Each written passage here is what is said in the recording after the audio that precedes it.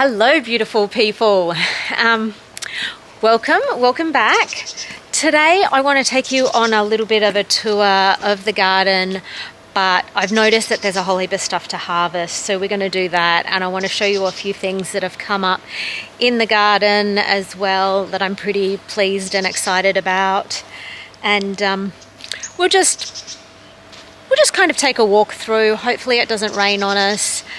The weather says it's not going to rain, but it looks very overcast here at the moment. So we'll just see how we go with that. The first thing I want to show you, I was so excited the other day when I came out and I saw these beautiful golden zucchinis starting to form on it. How cute is that little one there? So hopefully soon I will have some, and that little one.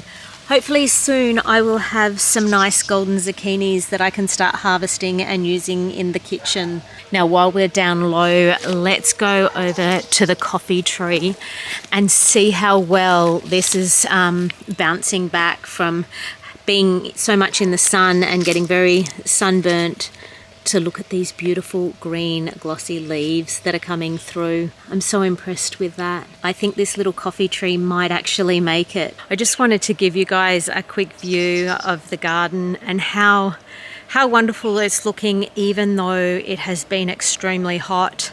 That bed over there with all the radishes in it is definitely struggling. I really have to this weekend get into that and probably pull about half the radishes from that there, but otherwise, even with this extreme heat, this garden is still looking so beautiful. I have noticed that I have got lots of ladybugs coming into the garden, and which is really good because I actually have quite a bit of aphid infestation on mainly my kale, and then also out the front on my mustard green that's gone to seed. I've noticed quite a bit of aphids on that as well, but I've seen a huge amount of lady beetles, and they eat the aphids. I'll turn you around and show you these lady beetles because they are so cute. Can you guys see those two lady beetles there? They're kind of populating right now, but that's a good sign. And there's another couple down here that are together.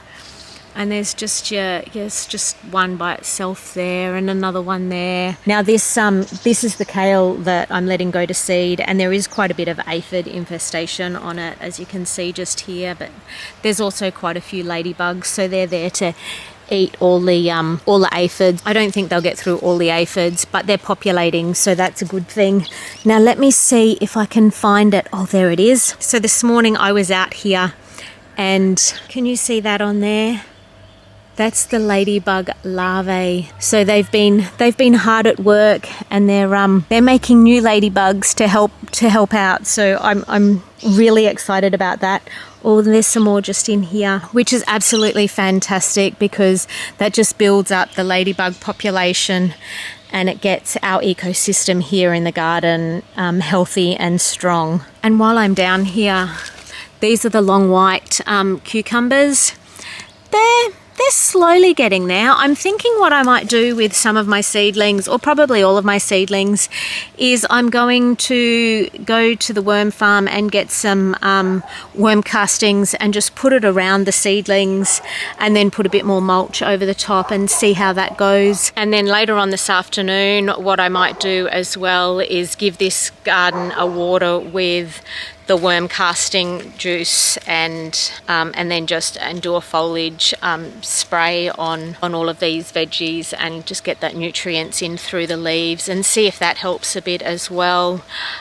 Like I said, it has been really hot here lately, so it doesn't surprise me that everything's just having a little bit of a struggle while it comes to terms with the temperature change and going into summer. So, but on a whole, the garden is just looking so superb. I am really happy with it.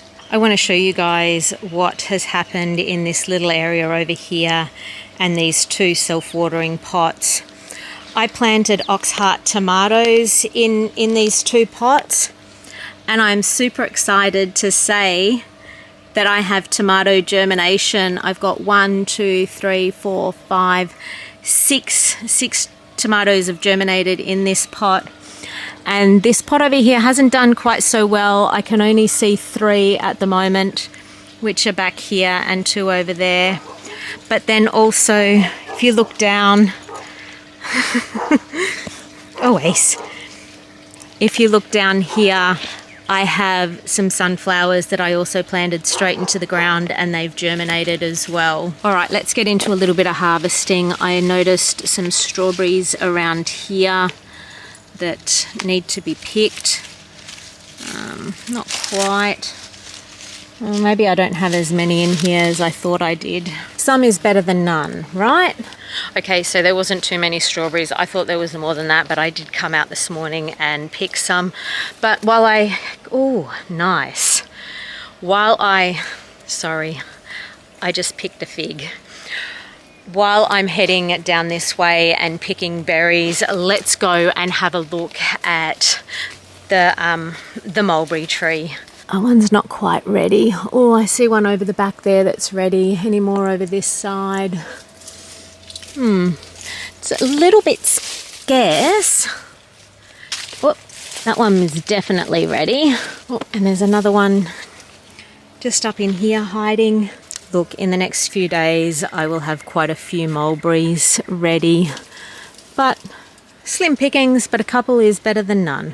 I know I'm kind of going all over the shop here, but while I'm on the berry hunt, let's take a little walk over here to the blueberry. I am so excited about this. These are the first blueberries of the season, so take a look. All right, guys, look at this. The blueberries have ripened. I'm so excited. Got a nice little handful here this time round, and there's more coming on. Can you guys see that? Look at that colour, how beautiful. All right, guys, look at that. So it's not a huge amount, but between that, the few strawberries and a couple of mulberries, I'll be able to have it tomorrow morning in my breakfast with my homemade granola, baked granola that I made this morning. All right, let's get back into the main part of the garden again. Now that I think I've got all the berries. So let's come over this way. I have a whole heap of cherry tomatoes to pick, but first we might get into the kohlrabi, the carrot and the beetroots that I've been meaning to harvest for quite some time now. So let's set you up and let's have a look at what we've got. Let's start with the kohlrabi here. I'm only going to pick 1 or 2 of them. Now, only the ones that are big and ready, and I'll leave the other ones in so that they can get a bit bigger. I found on the internet today a nice recipe to use the kohlrabi because you can eat it raw. So I found this recipe, and it was a kohlrabi and apple salad. So I'm going to get an apple and cut this kohlrabi up. I will try and remember to put the link for the salad that I'm going to make with it in the description below. So this is actually quite a nice size kohlrabi. I'm very impressed. Sorry, I'm just cutting off all the leaves. So look at that. This will be my first kohlrabi that I've grown. Now, as you can see, it is a member of the Brassica family, and kohlrabi is a German name. It has something to do with the Swedes, so it's part of the Swede family as well. Now, I have noticed when I came over here, this has a fair bit of aphid infestation on it as well, but there are also some ladybugs in here, and I noticed some eggs, ladybug eggs as well. I picked this other one here. It's way smaller than that first one. So yeah, this one's way smaller. Not too sure these carrots are going to get too much bigger. Well, I didn't pull up a carrot with that one. Yeah, they're not bad size. Let's have a nice little carrot harvest here.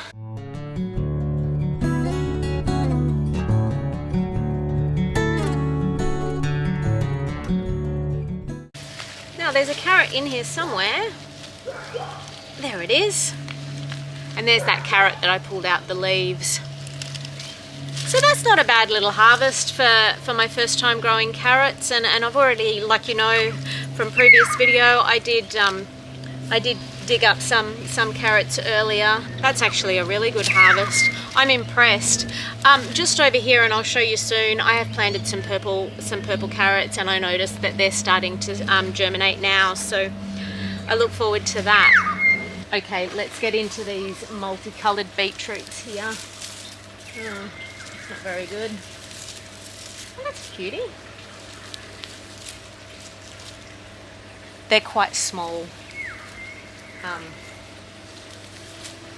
I definitely didn't give these beetroots enough space for growing.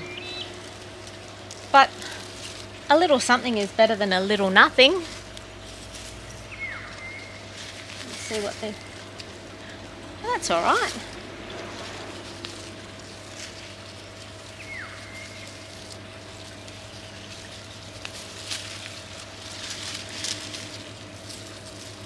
Yeah, I definitely didn't give these beetroots enough space to grow big and healthy. Ooh, grasshopper.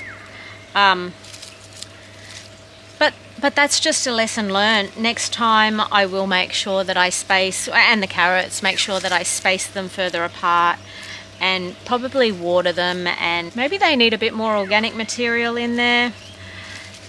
Even though there's a fair bit of organic material in here anyway, because we always top dress our beds with our own compost that we make. So I'm thinking it just needed them to be a little bit further apart and maybe more water when they're younger. So they did get a bit neglected in the very beginning when I planted these. This row here that you can see, that is the watermelon radishes. So they've come up quite nicely. They're fairly nicely spread out, so that's fine. And I'll give you a close-up. The purple carrots are just starting to germinate over here in this row. Let's take you over there and have a look. And then I've also got some silver beet back here that I will show you as well. It's just started to germinate too. Now, just while we're on the subject of beetroots, just for those of you who don't know, you can eat the greens of beetroots. They are absolutely delicious in salads and stir fries. Use it like a spinach or a lettuce, anything like that. They're totally edible as well and add nice colour to whatever you're cooking or serving. So you can eat the whole beetroot, the root and the leaves. That also applies to carrots. You can eat the carrot bottom, obviously, which everyone does, but you can also eat the leaves of the carrot as well, which goes really nicely in salads, just a little bit to get that carroty flavour through. If they're not quite ready to harvest, you can harvest some of their leaves and whack that through a salad too. All right, let's just put these seeds away for starters. Oh, it's got a lovely onion smell to it.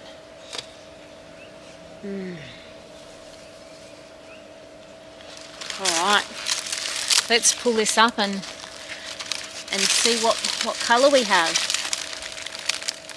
I'm thinking I was very wrong on the fact that it's a red.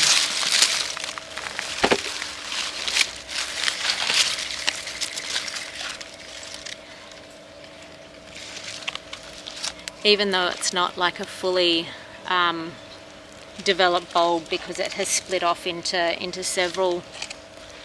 I'm thinking it was actually a white onion. This is definitely not a red, and it looks too white to be a brown. So I'm going to call it, these are white onions.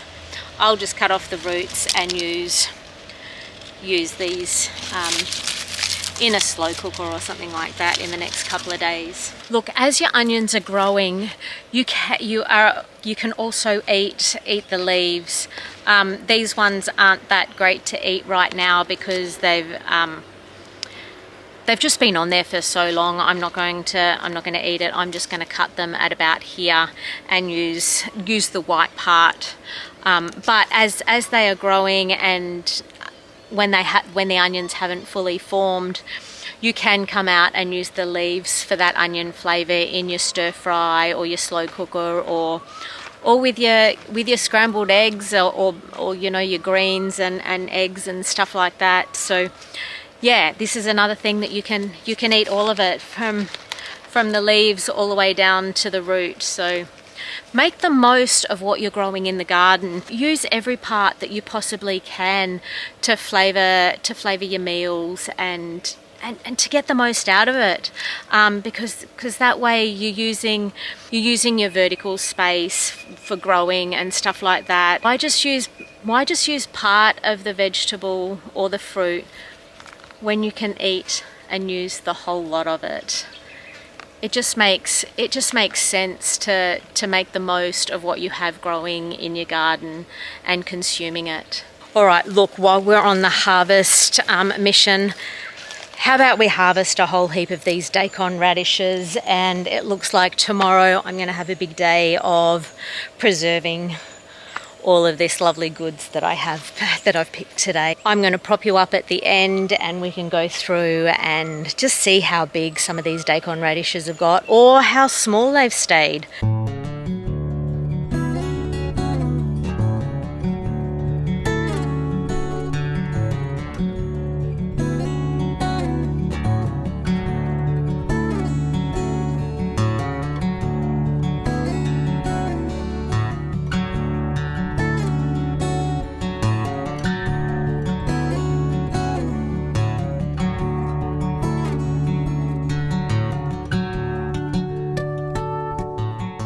Now, I don't know if you noticed, but my daikon radishes are like 3 different colours. I'm not too sure what this could... Well, I have my suspicions on what this is, because these are seeds.